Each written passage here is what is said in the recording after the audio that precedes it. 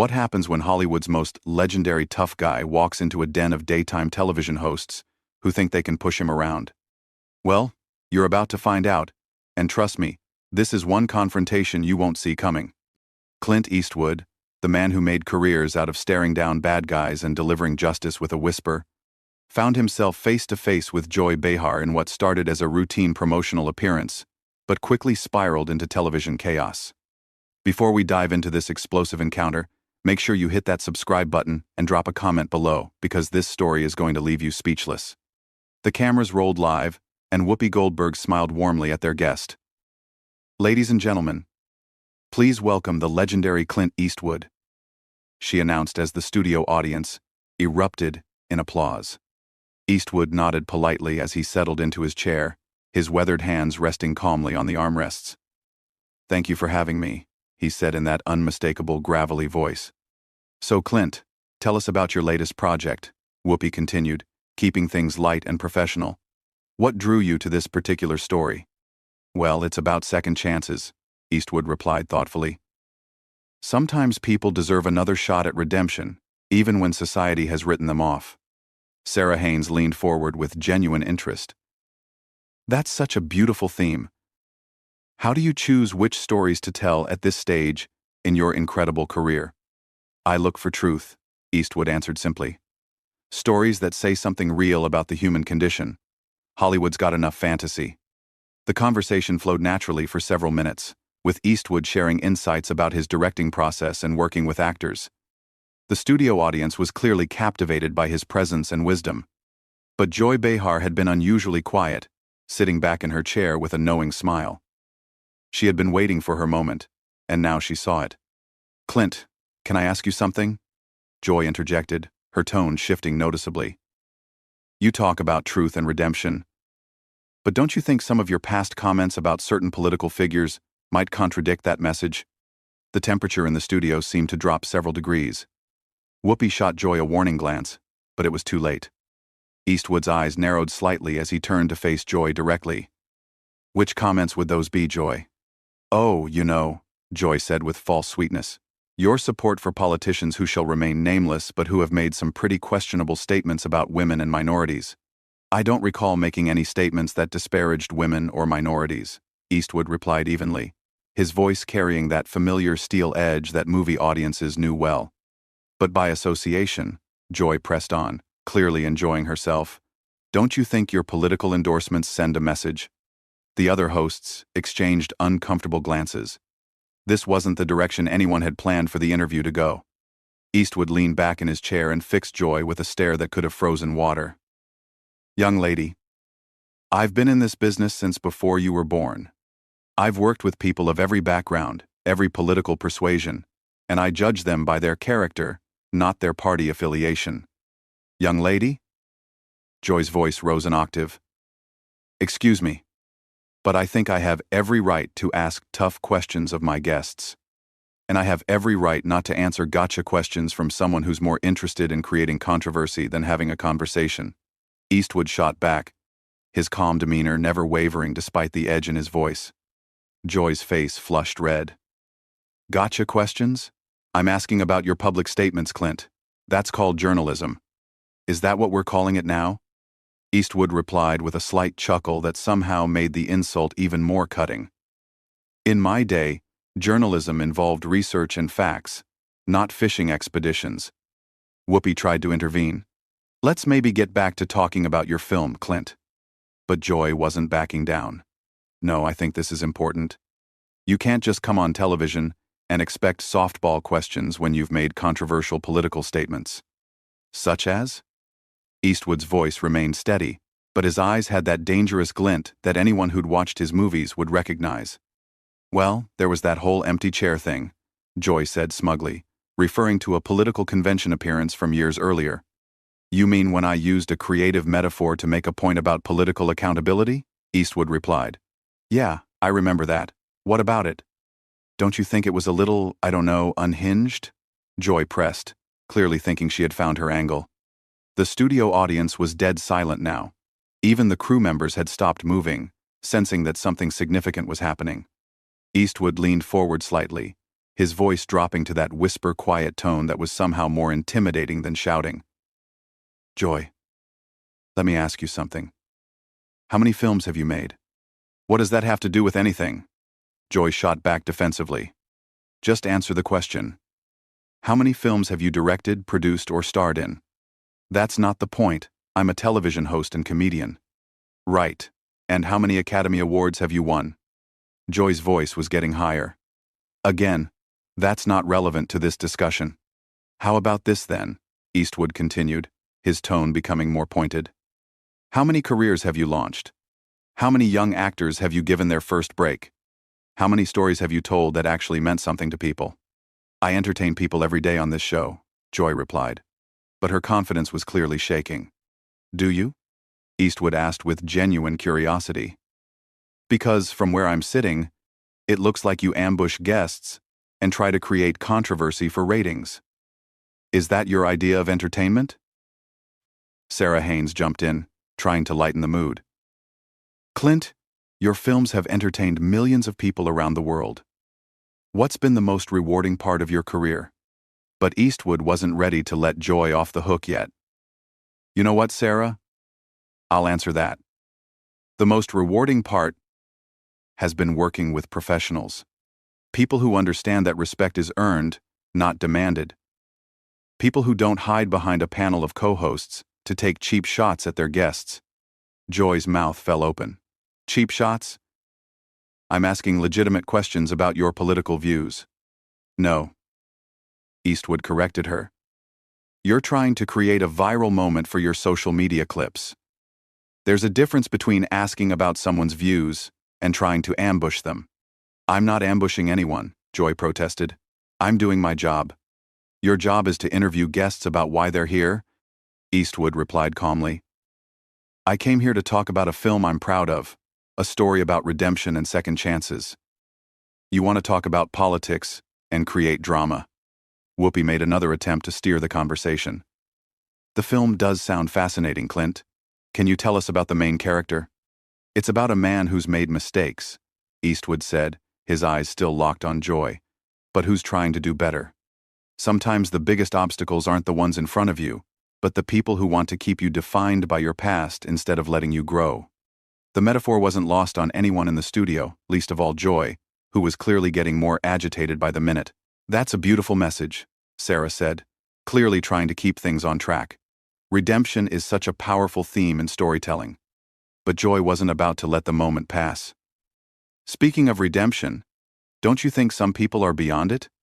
I mean, when someone consistently supports divisive politics, at what point do we stop giving them chances?" Eastwood's jaw tightened almost imperceptibly. "Are we talking about the character in my film? Or are you trying to make this personal again?" "I'm talking about accountability," Joy replied with false righteousness. "Public figures have a responsibility to their fans. Do they now?" Eastwood's voice carried that dangerous quiet that anyone familiar with his movies would recognize.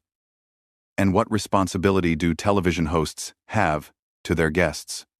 To ask the tough questions that matter?" Joy shot back immediately. "No," Eastwood said firmly.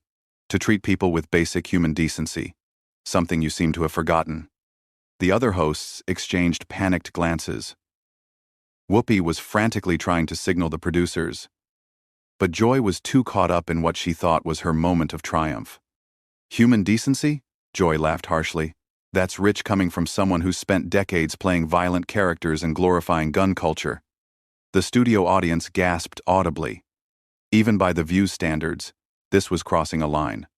Eastwood sat back in his chair and studied Joy for a long moment, as if seeing her clearly for the first time. "You know what your problem is, Joy?" "Enlighten me," she replied sarcastically. "You think being loud makes you right. You think being confrontational makes you brave. But all it really makes you is a bully hiding behind a microphone." "Excuse me?" Joy's voice reached a pitch that made everyone in the studio wince. "You heard me," Eastwood continued, his voice remaining steady and controlled. "You sit here day after day taking shots at people who can't fight back effectively because they're guests on your show. You think that makes you powerful, but it just makes you small. How dare you call me small?" Joy stood up from her chair, her face bright red with rage. "I've been doing this job for years. I've interviewed presidents, celebrities, world leaders. And how many of them left here feeling like they'd been treated with respect?" Eastwood asked pointedly. "How many walked away thinking that was a professional interview?" Joy was sputtering now. "I don't have to take this from you or anyone else." "You're absolutely right," Eastwood agreed calmly. "You don't have to take anything from me. Just like I don't have to sit here and let you turn what should have been a conversation about art into your personal political theater." Whoopi finally found her voice. "Clint, Joy, maybe we should all take a breath here." "No, Whoopi," Eastwood said, standing up slowly. "I think Joy and I understand each other perfectly now." Joy was practically vibrating with anger. "You can't just walk out of an interview because you don't like the questions." "Watch me," Eastwood replied with that iconic squint. "I came here as a courtesy to talk about something I care about. I didn't come here to be your punching bag for the day." "This is live television," Joy protested. "You can't just leave." "Can't I?" Eastwood asked, already reaching for his microphone. "See, that's another thing you don't understand, Joy. Real power isn't about cornering someone on live television. Real power is knowing when to walk away. If you leave now, you'll look like you can't handle tough questions," Joy said desperately, sensing her moment slipping away. Eastwood paused and looked directly into the main camera. "Folks watching at home, I came here to talk about a film that means something to me. Instead, I got ambushed by someone more interested in viral clips than actual conversation. That tells you everything you need to know about the state of television today." Then he turned back to Joy. "As for handling tough questions, lady, I've been handling tough questions since before you knew what a microphone was. The difference is they were usually asked by professionals." Joy's face was now purple with rage. "You arrogant has-been. You think you can just insult me on my own show?" The words hung in the air like a slap. The studio audience was completely silent. The other hosts looked mortified, and even the crew members were staring in shock. Eastwood slowly turned back to face Joy, and for a moment, his expression was exactly like the characters he'd played in dozens of westerns, calm and dangerous and absolutely done with the situation. "Has been," he repeated quietly. "That's interesting coming from someone whose biggest claim to fame is sitting at a table talking about other people's accomplishments." The silence that followed was deafening. You could hear a pin drop in the studio as everyone processed what Joy had just said. Eastwood's expression didn't change, but somehow the air around him seemed to crackle with energy. "Has been," he repeated slowly, as if tasting the words. "You know, Joy, in all my years in this business, I've been called a lot of things, but usually by people who had accomplished something themselves." Joy realized she had gone too far, but pride wouldn't let her back down. "I've accomplished plenty, thank you very much." "Have you?" Eastwood asked, his voice dropping to that whisper that was somehow more terrifying than screaming. "Let's see. You've managed to insult how many guests over the years? Created how many controversies? Destroyed how many interviews that could have been meaningful conversations?" "I ask the questions that need to be asked," Joy replied, but her voice was shaking now. "No," Eastwood corrected her. "You ask the questions that get you attention. There's a difference between journalism and performance art, and you seem to have forgotten which one you're supposed to be doing." Whoopi made one final desperate attempt to salvage the situation. "Clint, maybe we can start over." "Joy, why don't you apologize and we can get back to discussing the film?" Joy whirled on Whoopi. "Apologize? For what? For doing my job?"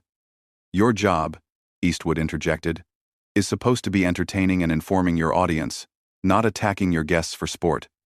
"I wasn't attacking you," Joy protested weakly. Eastwood laughed, and it was not a pleasant sound.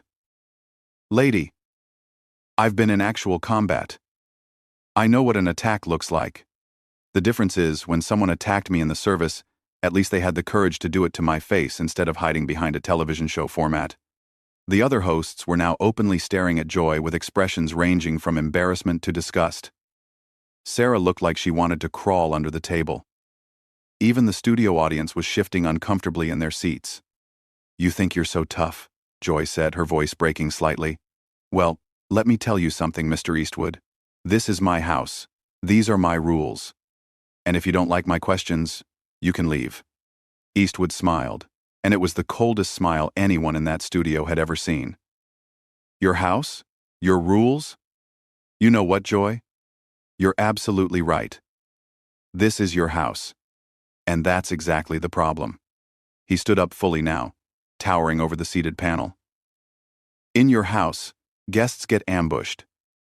In your house, disagreement means disrespect. In your house, creating drama is more important than creating understanding. Well, congratulations. You've built yourself quite a house there. Joy was practically sputtering. If you think you can just waltz in here and lecture me about television, you've got another thing coming. I'm not lecturing you about television, Eastwood replied calmly. I'm pointing out that what you do isn't television. It's a circus, and you're the head clown. The gasp from the audience was audible. Even by daytime television standards, this was unprecedented. How dare you? Joy shrieked, completely losing any pretense of professionalism. How dare you come on my show and insult me like this? Your show? Eastwood looked around at the other hosts. Funny, I thought this was supposed to be a panel show with multiple hosts. Turns out it's just the Joy Behar Ego Hour with some backup singers. Whoopi finally found her backbone. Clint, that's enough. Joy, you need to calm down right now. But Joy was beyond reason. Don't tell me to calm down, Whoopi. This man comes in here with his holier-than-thou attitude and thinks he can disrespect me on national television. The only person who's shown disrespect here, Eastwood said quietly, is you. From the moment I sat down, you've been looking for a fight instead of having a conversation. I was doing my job, Joy repeated, but the words sounded hollow now. No. Eastwood shook his head slowly. Your job would be asking me about my work, my process, maybe even my opinions on things related to filmmaking. Your job would be making your audience feel like they learned something or were entertained by something worthwhile. He gestured toward the cameras. Instead, you've spent the last 20 minutes trying to embarrass a guest who came here in good faith, and you've succeeded in embarrassing yourself and your show instead. Joy looked around desperately for support, but found none. The other hosts were studiously avoiding her gaze. The audience was clearly on Eastwood's side, and even the crew members were shaking their heads. Fine, she said finally, her voice cracking. If you don't want to answer real questions, then maybe you shouldn't be doing interviews. Eastwood was already removing his microphone, but he paused at those words. Real questions?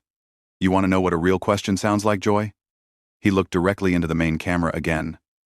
A real question would be, what drives you to keep making films at your age? A real question would be, what advice would you give to young filmmakers? A real question would be, what story are you most proud of telling? Then he turned back to Joy. But those questions require you to actually care about the answers, and we both know you don't. The studio was so quiet you could hear the camera operators breathing.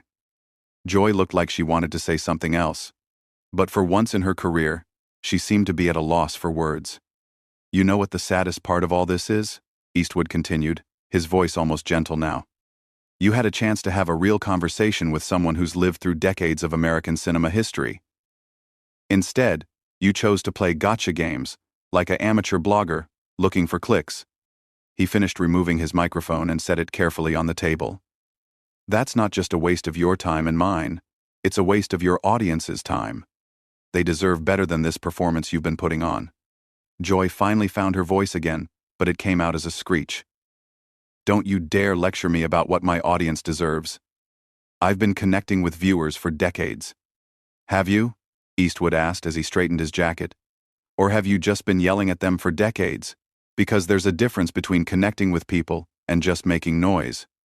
The producers were frantically signaling from behind the cameras, clearly trying to figure out how to handle this unprecedented situation. This was live television, and their biggest guest was walking out after completely dismantling one of their hosts. Security, Joy called out desperately. Get security. Eastwood laughed genuinely for the first time since the interview began. Security? What are they going to do, Joy?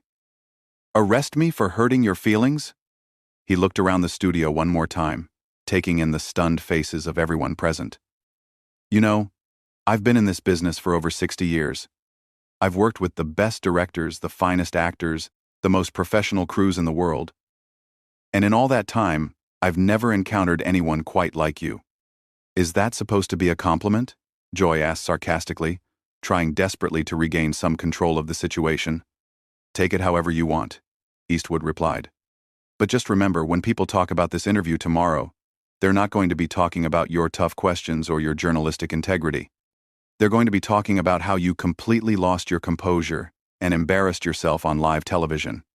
With that devastating final blow, Clint Eastwood walked calmly toward the studio exit, leaving behind a panel of stunned hosts, a shocked audience, and one completely humiliated Joy Behar, who was still trying to figure out how she had lost control so completely. As the studio doors closed behind him, the cameras captured Joy's face, red with rage and embarrassment, while the other hosts sat in stunned silence, knowing they had just witnessed television history, but not the kind anyone would want to be remembered for. So there you have it, folks. What started as a routine promotional interview turned into one of the most explosive confrontations in daytime television history. Clint Eastwood proved that even in his 90s, he's still the fastest draw in Hollywood, except this time his weapon was words, not bullets. Make sure to subscribe for more incredible stories like this one, and let me know in the comments, do you think Joy Behar finally met her match?